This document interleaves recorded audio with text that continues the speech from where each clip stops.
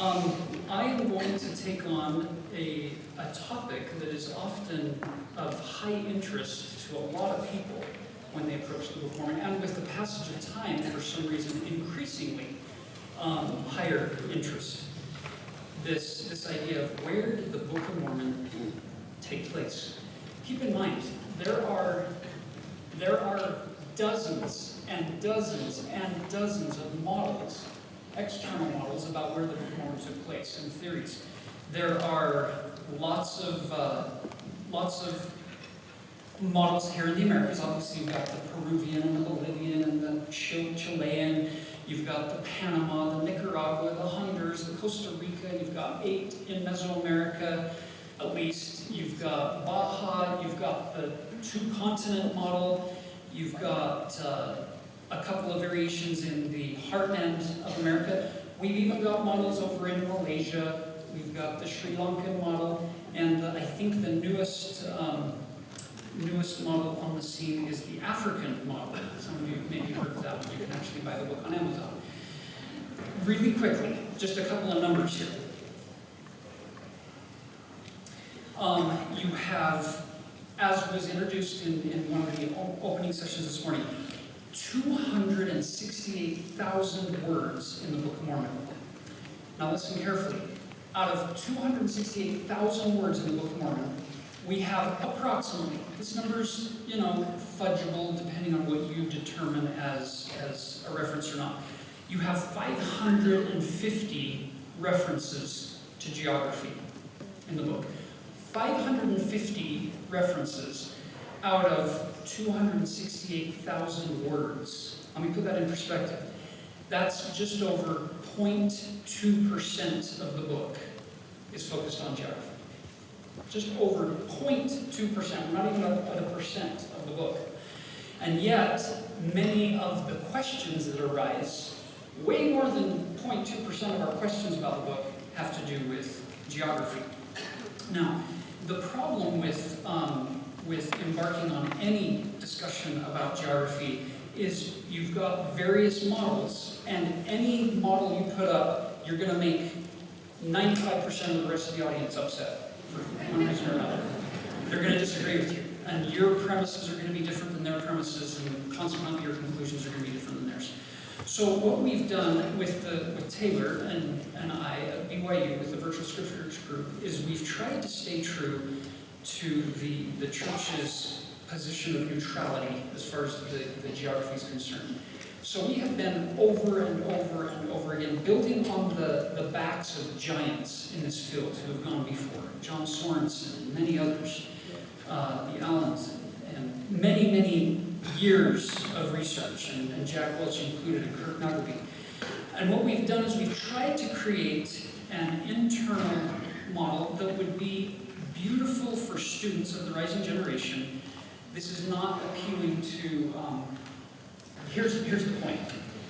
It doesn't matter which geographical model in the external world you want to use. The fact is, based on what our first-person accounts of the translation process say, they are telling us Joseph never used any resource material. No maps, no charts, no notes, no books, no resources off to the side.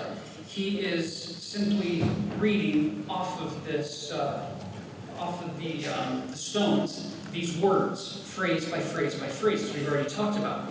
Here's the remarkable thing. You have 550 references to geography spread out over, mostly starting in the book of Mosiah through the end of the book, because Nephi only gives us major geographical markers in the old world, not the new. And you've got all these references, and as you would expect, where would Mormon, the chief abridger, be the most accurate or the most descriptive in his geographical references? Well, it's going to be in the land of Zarahemla, where he's spending most of his time, most of his life, as the chief captain of those Nephite armies starting in his 16th year, or at age 15. And he knows this land very well. He knows the land of Nephi far less. Consequently, much of what we have in the land of Nephi is going to be more guesswork and piecing together from this story and that story. Well, it says they did this, and so more likely they're probably going to be on this west side and maybe more to the north. You get that idea. What I wanted to do for this is to show you that when you go through a Book of Mormon geography experiment like this with an internal map, that can be, we fully intend for people not to like this because this doesn't fit any external model. We get that. We're fully aware of that. What the intent is for you to be able to go through the Book of Mormon regardless of what model you like or prefer, and squeeze, compress, twist, turn, stretch, do whatever you need to fit this into whatever model you prefer. But the reality is there are certain things the book says about its own geography that have to be in place, and some of them are pretty amazing. How Joseph, our frontier farm boy who grew up, and at age 23 he's doing this work without any notes of any kind or any references, and spread it over all these months of translation, and he's keeping things just incredibly consistent, and it fits beautifully with this story. Now, let me just take you through a couple of stories. We'll do the weatherman here. We've got a high-pressure system moving in from the east. What we're going to show is where geography doesn't get in the way, but where it can actually enhance our understanding and unlock principles. Now, brothers and sisters, if geography were not at all important, I don't think Mormon or Moroni or Nephi would have included anything of the geography. But when they do include it, I'm forced to conclude to say, there's probably a reason they chose to tell me this or give me this geographic detail here to whatever detail level they give it.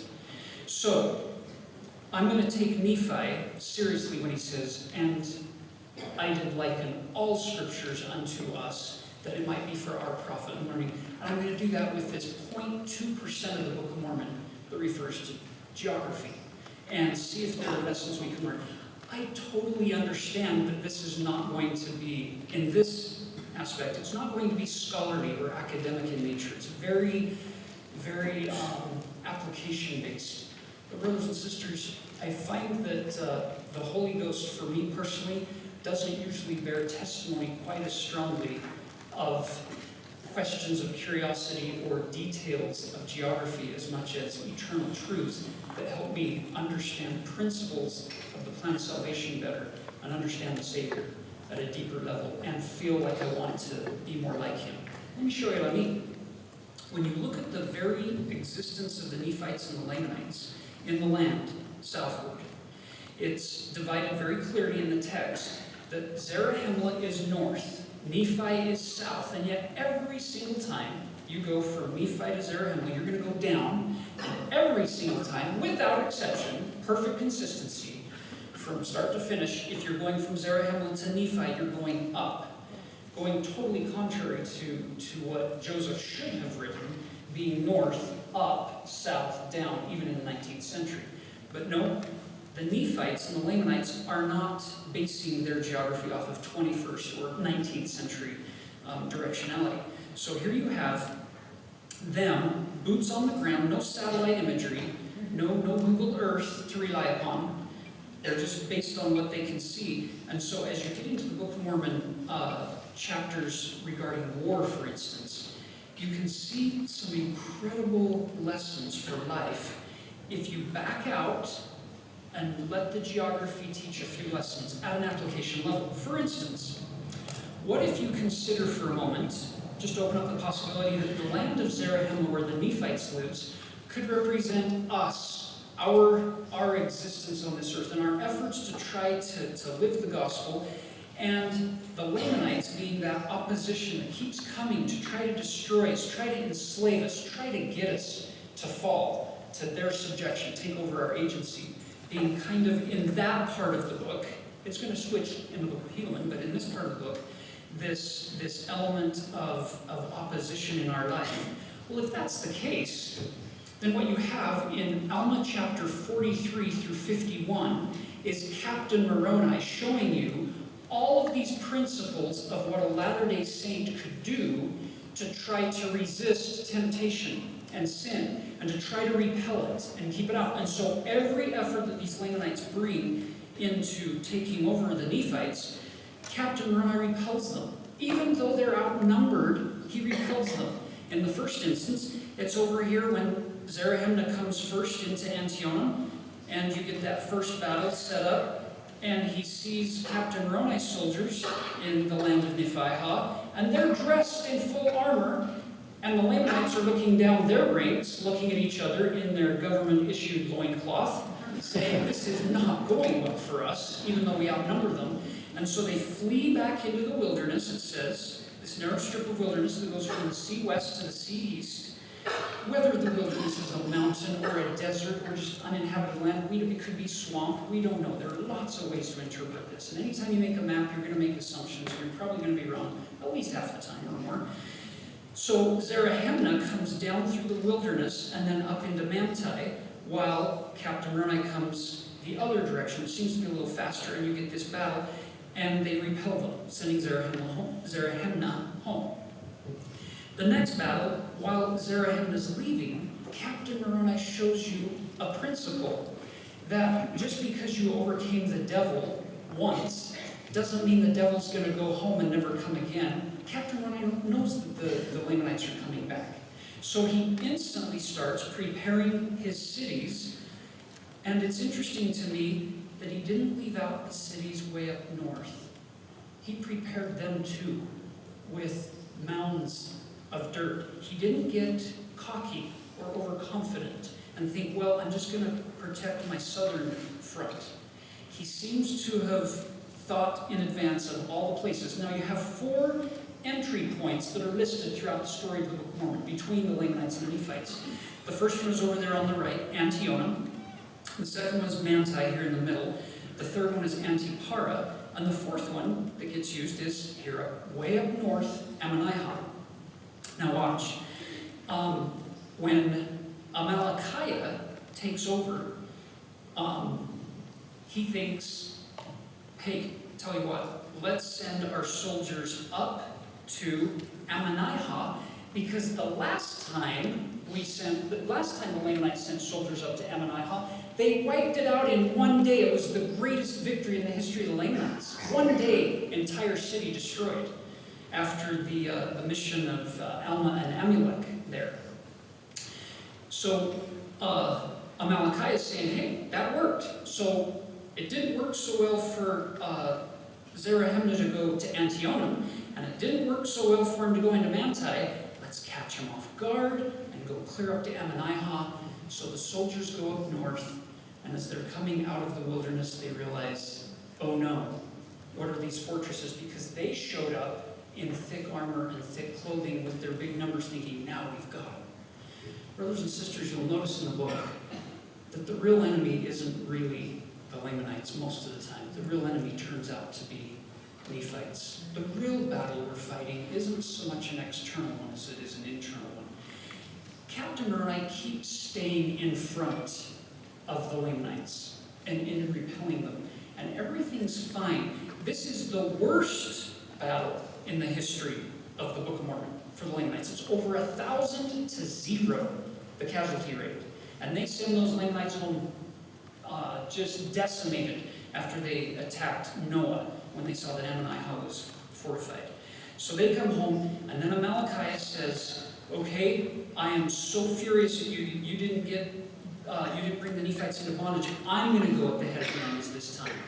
And now Amalickiah comes in chapter 51, and he enters at Antionum in league, obviously, with some king men who have started to create this problem internally with the Nephites.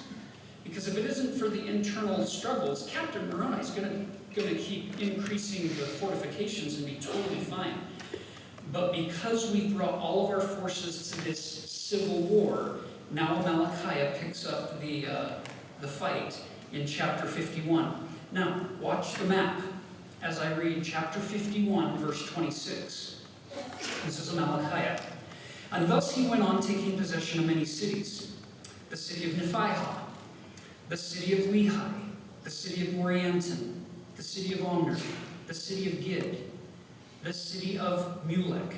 Again, brothers and sisters, it doesn't matter to me where you want to put the Book of Mormon in the external map, but wherever your model is, Mormon seems to be giving us these cities in order from south to north, and he says, and they were, all of which were on the east borders by the seashore.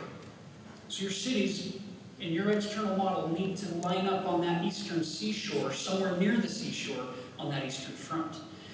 They get up to Mulek, and they are trying everything they can to get to Bountiful, because that's where you can now take control of the north country. Amalekite knows that, Moroni knows that. So Moroni sends Teancum to head him off, and that's where Teancum stops him between Mulek and Bountiful, and then it tells you that Amalickiah's men camp on the seashore, on the beach that night, and Teancum's men camp in the borders of the land Bountiful. And it's that night that Teancum doesn't sleep. It's New Year's Eve, and he goes down, and we have a New Year's celebration. Amalickiah is asleep, and he kills Amalickiah in his tent on the seashore. Now, watch what happens. You have all of these cities that are lost. You just lost them in chapter 51. So 43 through 51 is a great geographical lesson for us of how to overcome sin and how to prevent sin from becoming a part of us with these preparations. But now, sin got in. And it didn't just get in. They have now taken over fortified cities. That which used to be our strength is now being used against us. So chapters 51 through 63 become an incredible Latter-day handbook for people to figure out, how do I now get rid of sin that has taken root inside of me, even if it's a deep addiction, deep in this land. And we didn't just lose the eastern seafront, we lost the southern. We've lost Mantis, Yezreel, Cumeni, Antipara. We've lost almost everything, and it would be easy to just give up and say, oh, we're done. But what these chapters show us is Captain Moroni doesn't lose it. He says, okay, we've lost all of this, and he then begins for the rest of the story taking over one city at a time, focusing on one thing at a time. And we love this story of the stripling warriors, just really quickly.